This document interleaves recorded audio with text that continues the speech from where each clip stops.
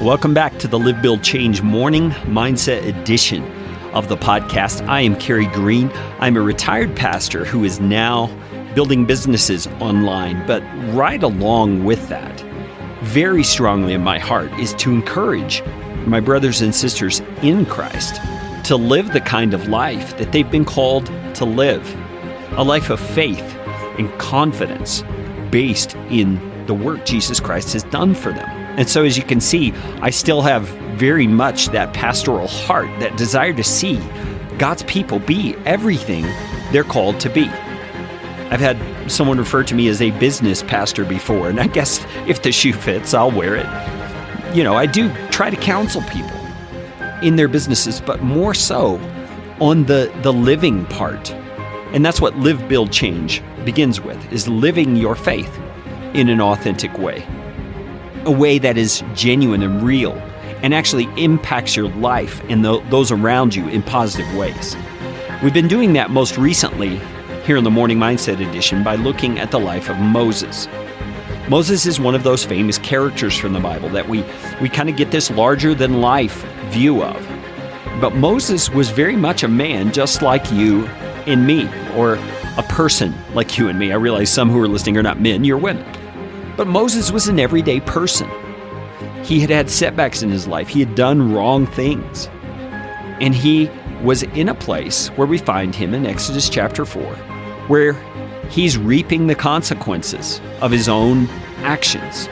He had run away into the desert. He's been living out there for 40 years and is an 80-year-old man when God comes to him and tells him to go back to Egypt, the very place he fled from, and lead millions of people out of slavery. Now that's an overwhelming task for anyone. Sounds like you would need an army to do that, not a shepherd from the desert. But that's what God does. He calls this man from the desert, who is a shepherd.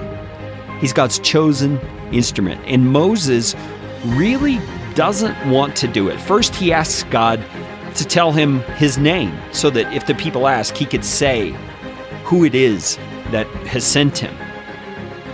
And Moses is not done there. He continues to have questions.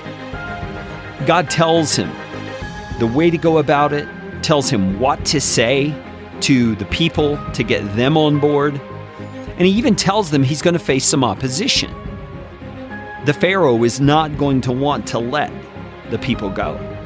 But God himself will come, and with a mighty hand he will strike Egypt and will show wonders so that they will know that he is the great I am.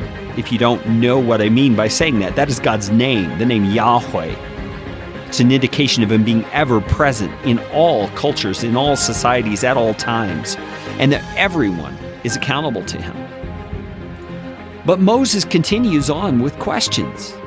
He says in chapter 4, the beginning of the chapter, "But they will not believe me or listen to my voice.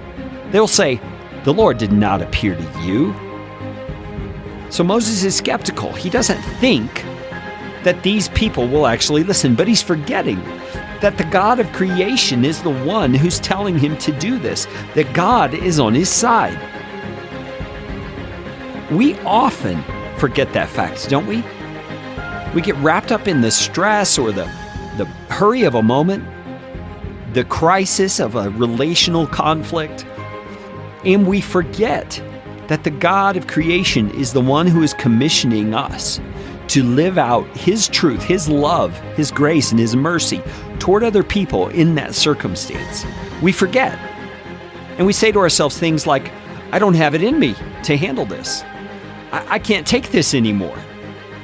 I don't know what to say. I don't know what to do." And don't we sound just like Moses?